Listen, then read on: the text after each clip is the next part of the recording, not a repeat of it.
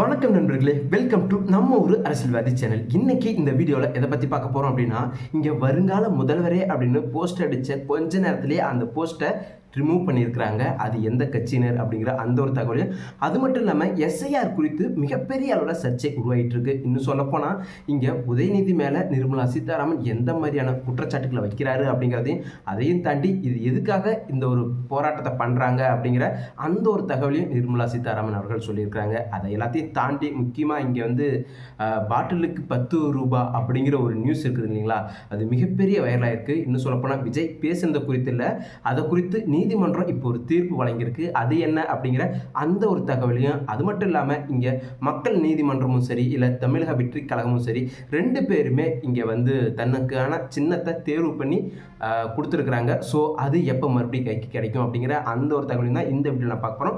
வீடியோவில் போகிறதுக்கு முன்னாடி நம்ம சேனல் சப்ஸ்கிரைப் பண்ணல அப்படின்னா மறக்காமல் சப்ஸ்கிரைப் பண்ணுங்கள். அதையும் தாண்டி என்னுடைய கருத்துலேருந்து மாற்று கருத்துக்கள் இருந்துச்சு அப்படின்னாலும் அதையும் கமெண்ட் செக்ஷனில் பதிவிடுங்க. கருத்துக்கள் வரவேற்கப்படுகிறது. சரி வாங்க வீடியோக்குள்ள போகலாம். நண்பா, நண்பி, தோழா, தோழி, என் மேல இவ்வளவு நம்பிக்கை வச்சிருக்கிறீங்களா? என்ன இவ்வளவு நம்புறீங்களா?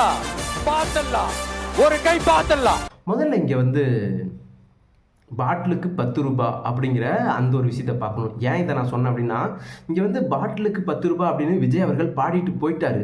ஆனால் இங்கே தேவராஜ் அப்படிங்கிற ஒரு நபர் வந்து இதை குறித்து மிகப்பெரிய அளவில் மனசில் வந்து காயப்பட்டிருக்காரு, ஃபீல் பண்ணியிருக்கிறாரு. ரொம்ப மன உளைச்சலுக்கு ஆளாகி எனக்கிருந்து பாட்டிலுக்கு மேலே 10 ரூபா வச்சு வாங்கிட்டாங்க அப்படின்ட்டு இவர் எங்கே போயிருக்கிறாருன்னா, இங்கே சென்னையில் இருக்கிற நுகர்வோர் தீர்ப்பாயத்தை நாடி இருக்கிறாரு. அங்கே போயிட்டு இது மாதிரி எனக்கு வந்து பாட்டிலோட 10 ரூபா சேர்த்து வாங்குறாங்கன்னு சொன்ன உடனே அவங்க என்ன பண்ணியிருக்கிறாங்க, ஒரு தீர்ப்பு வழங்கியிருக்கிறாங்க. என்ன தீர்ப்பு அப்படின்னா, இவருக்கு 5000 ரூபாய் இழப்பீடு தொகை தரணும் அப்படிங்கிற அந்த ஒரு விஷயத்தை இங்கே பதிவு பண்ணுறேன். ஏன் இதை சொல்கிறேன் அப்படின்னா, இங்கே வந்து இது மாதிரி எல்லாருமே கேஸ் போட ஆரம்பித்தாங்க அப்படின்னா, இன்னும் சொல்லப்போனால் அவங்களுடைய செலவு தொகையெல்லாம் போக 5000 வருது. அப்படிங்கிறப்ப யார் தான் வேணான்னு சொல்லுவா? ஒரு நல்ல அட்வொகேட் மட்டும் இருந்தார் அப்படின்னா போதும். இங்கே ஒவ்வொரு டாஸ்மாக் கடையிலையும் இனிமேல் வீடியோக்களாகவும் இன்னும் சொல்லப்போனால் அவங்க வந்து ஓப்பனாகவே சொல்லிடுறாங்க, நான் வாங்குறேன், என்ன தான் பண்ண முடியும் அப்படின்னு நிறைய பேர் சொல்கிறாங்க. ஸோ அந்த மாதிரியான ஒரு விஷயங்களை இனிமேல் தவிர்க்கலாம் இந்த ஒரு வழக்கின் மூலிமா. இன்னும் சொல்லப்போனால் இது நம்ம பக்கம்லாம் சாத்தியமாகுமா, இங்கெல்லாம் கிடைக்குமா அப்படின்னு கேட்டால் கண்டிப்பாக கிடைக்கும். இந்த ஒரு விஷயத்தை மேற்கோள் காட்டி காமிச்சு வாங்கினீங்க அப்படின்னா கண்டிப்பாக வாங்கலாம். அதுக்குண்டான ஆதாரங்களும் தேவை அப்படிங்கிறது அடிஷ்னல் உண்மை. சரி, இந்த பக்கம் ஒன்று இருக்கட்டும். எஸ்ஐஆர் அப்படிங்கிற ஒரு மிகப்பெரிய பூதம் ஒன்று கிளம்பியிருக்கே அப்படின்னு இங்கே யார் சொல்லியிருக்கிறாங்க? திமுக சொல்லியிருக்கிறாங்க. இதை ஏன் இத்தனை நாளாக சொல்லிட்டு இருந்தாங்க, ஏன் பயமுறுத்தினாங்க அப்படின்னு கொஞ்சம் ப்ரீஃபாக பார்த்துடலாம். ஏன் சொல்கிறேன் அப்படின்னா, இங்கே எஸ்ஐஆர் குறித்து மிகப்பெரிய அளவில் திமுக வந்து நம்மள்கிட்ட ஒரு பூச்சாண்டி காமிச்சாங்க. ஆனால் இதை குறித்தான முழு தகவல் என்ன அப்படின்னா, இதுதான் ஃபஸ்ட் டைம் நடக்குது அப்படின்னு கேட்டால் இல்லை, இதுக்கு முன்னாடி பல முறை நடந்திருக்கு. அதுக்கு வந்து காங்கிரஸ் கட்சியிலையும் நடந்திருக்கு, காங்கிரஸோட திமுக கூட்டணியில் இருந்தப்பையும் நடந்திருக்கு. அப்பையெல்லாம் ஆதரவு கொடுத்த இந்த திமுக அரசு இப்போ மட்டும் எதுக்கிறது ஏன் அப்படிங்கிற அந்த ஒரு கேள்வி இருக்குது. சரி, அப்படி எதுக்கிறதுக்கு பின்னாடி அவங்க சொல்கிற ஒரே ஒரு விஷயம் என்ன அப்படின்னு பார்த்தீங்கன்னா, இங்கே வந்து மழைக்காலம் நிறையா வந்து பிரச்சனையில் இருக்குது. ஸோ அந்த மாதிரி டைமில் இந்த ஒரு விஷயத்தை இப்போ செய்ய வேணாமே அப்படின்னு தமிழக அரசு சொல்லியிருக்கிறாங்க. ஆனால் இதுக்கு நீதிமன்றம் என்ன சொல்லியிருக்கு அப்படின்னு பார்த்தீங்கன்னா, இங்கே எல்லா இடத்துலையுமே இந்த மாதிரியான விஷயங்கள் நடந்துக்கிட்டு தான் இருக்குது. வெள்ளமோ இல்லை இயற்கை பேரழிவோ நடந்துக்கிட்டு தான் இருக்குது, இல்லாமல் இல்லை. அதனாலலாம் இந்த ஒரு விஷயத்தை தள்ளி போட முடியாது அப்படின்னு தீர்ப்பு வழங்கி இங்கே எஸ்ஐஆர் திருத்தம் வந்து நடந்துக்கிட்டு இருக்கும் அப்படிங்கிற அந்த ஒரு உத்தரவை நேற்று நீதிமன்றம் பிறப்பிச்சிருக்கு. ஸோ இப்படி பிறப்பித்த பிறகு அந்த அலை ஓஞ்சிச்சா, எஸ்ஐஆர் அப்படிங்கிற அலை ஓஞ்சிச்சா அப்படின்னா இல்லை. இங்கே நிர்மலா சீதாராமன் அதுக்கும் மேலே போயிட்டு ஒரு ஸ்டெப் எடுத்து இங்கே குளத்தூர் தொகுதியில் எத்தனை போலி வாக்காளர்கள் இருக்கிறாங்க அப்படிங்கிறத ஒரு மிகப்பெரிய லிஸ்ட்டை எடுத்து போட்டுட்டு ஆதாரத்தோடு எடுத்துகிட்டு வந்து ப்ரெஸ் பீப்பிளை சந்திச்சுக்கிறாங்க. அதில் 4379 டூப்ளிகேட் ஓட்டர்ஸ் குளத்தூர்ல. உதாரணத்துக்கு நான் ஏதோ குத்து மதிப்பாக சொல்லலைங்க, உதாரணத்துக்கு சொல்கிறேன். பூத் நம்பர் 157 157 ரஃபி உல்லா அப்படிங்கிற பேர் 3 முறை வருது. ஒரே அட்ரஸ்ல, ஒரே வயசு, அவங்க ஃபாதர்ஸ் நேமும் ஒன்னே. ஆனா அவர்கிட்ட 3 எபிக் நம்பர் இருக்கு, ஓட்டர் ஐடி கார்டு 3 இருக்கு வேற விதமா, அதே பேரு, அதே அப்பா பேரு, அதே அட்ரஸ் எல்லாத்தோடையும். 4000க்கும் மேற்பட்டோர் குளத்தூர் தொகுதியில் மட்டுமே இருக்கிறாங்க. அதாவது ஒரே பேர், அவங்களுடைய அப்பா பேரும் ஒன்று, அவங்களுடைய முகவரியும் ஒன்று. ஆனால் அந்த சீரியல் நம்பர் மட்டும் வேறு. அந்த ஓட்டர் ஐடி மேலே சீரியல் நம்பர் இருக்கும் பார்த்தீங்களா, ஸோ அந்த நம்பர் மட்டும்தான் வேறு. ஆனால் முழுக்க முழுக்க ஒரே நபர் தான் அப்படிங்கிற அந்த ஒரு விஷயத்த இங்கே சொல்லியிருக்கிறாங்க. இதை வந்து ரொம்ப ஆணித்தனமாக சொன்னது மட்டும் இல்லாமல் இது மாதிரி எல்லா இடத்துலையுமே இருக்கிறாங்க. அந்த ஒரு விஷயத்தை ரிமூவ் பண்ணுறதுக்கு தான் இந்த திமுக விட மாட்டேங்குது. ஸோ அப்படி தான் நீங்கள் ஜெயிச்சிங்களா அப்படிங்கிற அந்த ஒரு கேள்வியும் இங்கே முன் வச்சிருக்கிறாங்க. சரி, அது மட்டும் தானா அப்படின்னு கேட்டால் இல்லைங்க, இன்னொரு விஷயத்தையும் எடுத்து வச்சிருக்கிறாங்க. இங்கே உதயநிதி அவர்கள் வந்து ஒரு ப்ரெஸ் மீட்டில் வந்து எஸ்ஐஆருக்கு ஃபுல் ஃபார்மே தெரியாமல் அவர் தவறி கூட சொல்லியிருக்கலாம்.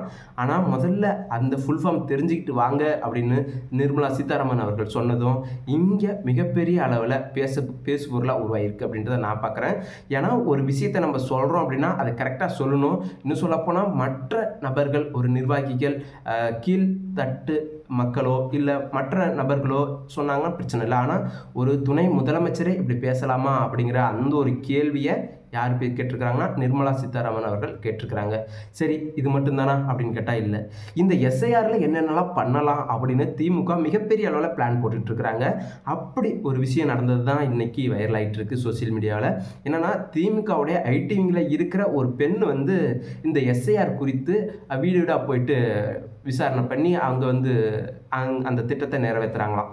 எப்படி? ஆனால் அங்கே பாஜக வந்திருக்கிறாங்க. அங்கே பாஜகவினர் வந்து நீங்கள் இந்த ஆஃபீஸரா, அதாவது எஸ்ஐஆர் திருத்தம் பண்ணுற ஆஃபீஸரா அப்படின்னு கேட்டப்ப இல்லை அப்படின்ட்டு இருக்கிறாங்க. அப்புறம் எதுக்கு நீங்கள் பண்ணுனீங்க அப்படிங்கிறப்ப நாங்கள் ஒரு ஹெல்ப் பண்ண வந்தோம் அப்படி. அம்மா, ஹெல்ப் பண்ணுறதா எனக்கு தெரியுது, சரி இந்த பேரை நான் நீக்கணும்னு சொல்கிறேன், உங்களால் நீக்க முடியுமா அப்படின்னு கேட்டால் அதுக்கு அவங்கள்ட்ட பதில் இல்லை. ஸோ இவங்களுடைய ஆட்டம் மறுபடியும் ஆரம்பிச்சிருக்கிறாங்க அப்படின்ட்டு தான் நான் நினைக்கிறேன். இன்னும் சொல்லப்போனால் திமுக தன்னால் எவ்வளோ முடியுமோ அவ்வளோ விஷயங்களை இந்த எஸ்ஐஆர் மூலியமாகவும் பண்ணிகிட்டு இருக்கிறாங்க அப்படிங்கிறது என்னுடைய கருத்து. ஸோ உங்கள் பகுதியில் இது மாதிரி நடக்குதா இல்லையா அப்படிங்கிறத மறக்காம நம்மளுடைய கமெண்ட் செக்ஷனில் சொல்லுங்கள். ஸோ இன்னொரு முக்கியமான விஷயத்துக்கு வந்துடுவோம். என்ன அப்படின்னா, இங்கே வருங்கால முதல்வரே அப்படின்னு போஸ்ட் அடித்து வச்சுருக்கிறாங்க.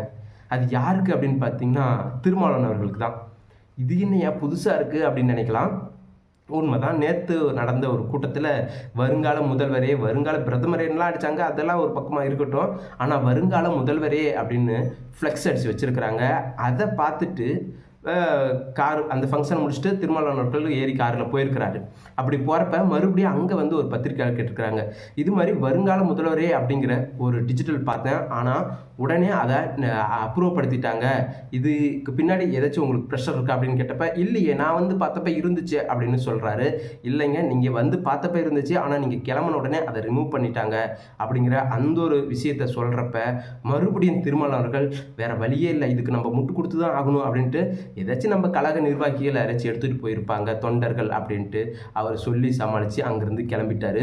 ஸோ ஒரு போஸ்டரில் இன்னும் சொல்லப்போனால் உங்கள்கிட்ட இருக்கிற ஒரு பலம் அப்படிங்கிறது வந்து மிகப்பெரிய பலம். அதில் வந்து மாற்றுக்கிறதே இல்லை. இங்கே பாட்டாளி மக்கள் கட்சி பிரிஞ்சு உடஞ்சி கிடக்குது, ஆனாலும் அவங்களுடைய பலம் அப்படிங்கிறது மிகப்பெரியது. அதுக்கடுத்தது உங்களுடைய பலம் அப்படிங்கிறது இருக்குது, அதில் மாற்றுக்கிறது இல்லை. அப்படி இருந்தும் உங்களால் ஒரு போஸ்டரை அடித்து வைக்க முடியல. இன்னும் சொல்லப்போனால் எனக்கு ஆட்சியிலையும் அதிகாரத்திலையும் பங்கு கொடு அப்படிங்கிற ஒரு வார்த்தையை உங்களால் கேட்கவே முடியல அப்படின்னா உங்களை எந்த அளவுக்கு இந்த கட்சிகள் வச்சிருக்கு, இந்த திராவிட கட்சி வச்சிருக்கு அப்படிங்கிறத நான் மறுபடியும் சொல்லிக்க ஒரு விரும்புகிறது. ஏன்னா இங்கே உங்களுக்காக நீங்கள் போயிட்டு சீட்டில் சேர்ந்துக்கிறீங்க, கூட்டணிக்கு சேர்ந்துக்கிறீங்க, 2 சீட்டு 3 சீட்டுக்கு. ஆனால் உங்களை சார்ந்த நபர்கள், உங்கள் முகத்துக்காக ஓட்டு போடுற நபர்களுக்கு அது உண்மையாக இருக்கா அப்படின்னு கேட்டால் இல்லை. ஏன் இதை நான் மறுபடியும் சொல்கிறேன் அப்படின்னா, இங்கே ஊராட்சி ராணிப்பேட்டை மாவட்டத்தில் நடந்த ஊராட்சி மன்ற தலைவிக்கு நடந்த அநியாயம் வந்து உங்களுக்கு தெரிஞ்சிருக்கும்னு நினைக்கிறேன். ஏன்னா இங்கே வந்து நீலம் அப்படிங்கிற ஒரு பத்திரிகை ரஞ்சித் அவர்கள் வெளியிடுறாங்க. ஆனால் அதை எதிர்த்து உங்களால் ஒரு குரல் கொடுக்க முடிஞ்சானா முடியல. காரணம், அங்கே சாதி ரீதியான அடக்குமுறை பண்ணுறாங்க அப்படிங்கிறது தெரிஞ்சும் உங்களால் பேச முடியலன்னா நீங்கள் கூட்டணி கட்சியில் இருக்கிறீங்க. அப்படி இருக்கிறீங்களே ஏன் அப்படிங்கிற கேள்வி. வேங்க வெயிலிருந்து கோயிலுக்குள்ளார நாங்கள் உங்களை உள்ளார அனுமதிக்க மாட்டோம் அப்படின்ட்டு எல்லா இடத்துலையுமே உங்களை புறக்கணிக்கிறாங்க. ஆனால் அதுக்கு இந்த அரசாங்கம் ஒன்றுமே உங்களுக்கு ஹெல்ப் பண்ணல. ஆனால் அப்படி இருந்தும் நீங்கள் ஏன் அவங்க கூட இருக்கிறீங்க அப்படின்னு நமக்கு தெரியல. ஏன்னா ஒருத்தங்க நமக்கு நல்லது பண்ணுறாங்க, நமக்கு வந்து சப்போர்ட்டாக இருக்கிறாங்க அப்படின்னா அவங்க கூட நம்ம இருக்கிறதுல தப்பே இல்லை. ஆனால் அதையும் தாண்டி நமக்கு எதுவுமே அவங்களால பிரயோஜனம் இல்லை. நம்மை சார்ந்த மக்களுக்கு, என் முகத்துக்காக ஓட்டு போடுற மக்களுக்கு கூடயும் இங்கே எதுவுமே பண்ண மாட்டாங்கிறாங்க. அப்படிங்கிறப்ப மறுபடியும் அவங்க கூட இருக்கிறது சுயநலத்தை தானே சொல்லுது அப்படின்ட்டு தானே எல்லாருக்குமே தோணும். எனக்கு அப்படி தான் தோணுச்சு. ஸோ அதனால தான் நான் சொல்கிறேன். ஸோ அந்த ஒரு விஷயந்தான் இங்கே எல்லாராலையும் பேசப்படுது. ஸோ இப்படி ஒரு பக்கம் அரசியலில் நடந்துகிட்ருக்கு. உங்களுடைய இந்த தேர்தல் கூட்டணி அப்படிங்கிறது வந்து யார் கூட இருக்கணும் யார் கூட இருக்கக்கூடாது அப்படிங்கிறதெல்லாம் உங்களுடைய கருத்து தான். ஆனால் இது பொருந்தா கூட்டணிங்கிற மாதிரி இருக்குது. பொருந்தா கூட்டணி அதிமுக பிஜேபி மட்டும் இல்லைங்க. இங்கே வந்து திமுகவும் விடுதலை சிறுத்தை கட்சி கூட்டணியுமே கூடயும் பொருந்தா கூட்டணி மாதிரி தான். ஏன்னா உங்களுக்கு உண்டான ஒரு சமூக நீதியை எதாச்சும் ஒரு இடத்துல வாங்கி கொடுத்துருந்தா கூடயும் கண்டிப்பாக வரவேற்கலாம். அதில் மாற்றுக்கத்தில் நீங்கள் கூட்டணி வச்சுக்கிங்க, அதுதான் சரி அப்படின்னு எல்லாருமே சொல்லுவாங்க. ஆனால் அப்படிலாம் எதுவுமே இல்லாமல் இங்கே மறுபடியும் நீங்கள் அடி வாங்கிக்கிட்டே இருக்கிறீங்க, அவங்க அடி கொடுத்துக்கிட்டே இருக்கிறாங்க. அதையெல்லாம் தொடச்சிக்கிட்டு மறுபடியும் அந்த 2 சீட்டுக்காக அவங்க கூடயே நிற்கிறது அப்படிங்கிறது எந்த வகையில் சரி அப்படின்னு நமக்கு தெரியல. ஸோ அதை குறித்து நீங்களே இல்லை மக்கள் நீங்களே சொல்லுங்கள். சரி, அடுத்ததாக வந்து இன்னொரு தகவலுக்கு போயிடலாம். என்ன அப்படின்னா, இங்கே வந்து தமிழக வெற்றி கழகம் வந்து எலெக்ஷன் கமிஷன் ஆஃபீஸ்கிட்ட வந்து தேர்வு ஆணையத்திட்ட வந்து தனக்கு தேவையான சின்னங்களை ஒரு சில சின்னங்களை வந்து பரிந்துரை பண்ணியிருக்கிறாங்க. குறிப்பாக சொல்லணும் அப்படின்னா ஒரு 10 சின்னங்கள் இவங்களும் மக்கள் நீதி மையம் கட்சியினரும் கொடுத்துருக்குறாங்க. ஸோ அந்த சின்னங்கள் மறுபடியும் அவங்களுக்கு எந்த சின்னங்கள் வரும் அப்படிங்கிறத நம்ம பார்க்கணும். அது மட்டும் இல்லாமல் இங்கே பாமக தரப்புலேருந்து அவங்க என்ன கோரிக்கை வச்சுருக்கிறாங்கன்னா, மாம்பழ சின்னம் வந்து ராமதாஸ் அவர்களுக்கு தான் வேணும். நான் கடந்த 2014 வரைக்குமே அதில் தான் போட்டி போட்டிருக்கிறேன், என்னுடைய கருத்து தான் அதில் இருக்குது. அப்படிங்கிறப்ப அது என்னுடைய தலைமையில் மட்டும்தான் வரணும், என்னுடைய பகுதி என்னுடைய கட்சிக்கு வரணும் அப்படின்ட்டு ராமதாஸ் அவர்கள் பேட்டி கொடுத்துருக்கிறாரு. பேட்டி கொடுத்தது மட்டும் இல்லாமல் மனு கொடுத்துருக்கிறாரு. ஸோ அன்புமணி என்ன பண்ண போகிறாரு அப்படிங்கிற அந்த ஒரு கேள்விக்குறி அந்த இடத்துல இருக்குது. ஸோ இது மாதிரி நிறைய விஷயங்கள் அரசியல் களத்தில் நடந்துகிட்ருக்கு. அதை எல்லாத்தையும் பார்க்கணும் அப்படின்னா மறக்காமல் நம்ம சேனலை சப்ஸ்கிரைப் பண்ணி வச்சுங்க. அதையும் தாண்டி என்னுடைய கருத்துலேருந்து மாற்று கருத்துக்கள் இருந்துச்சு அப்படின்னாலும் அதையும் கமெண்ட் செக்ஷனில் பதிவிடுங்க. கருத்துக்கள் வரவேற்கப்படுகிறது. மறக்காமல் நம்ம ஊர் அரசியல்வாதி சேனலை சப்ஸ்கிரைப் பண்ணி வச்சுக்கோங்க. நன்றி, வணக்கம்.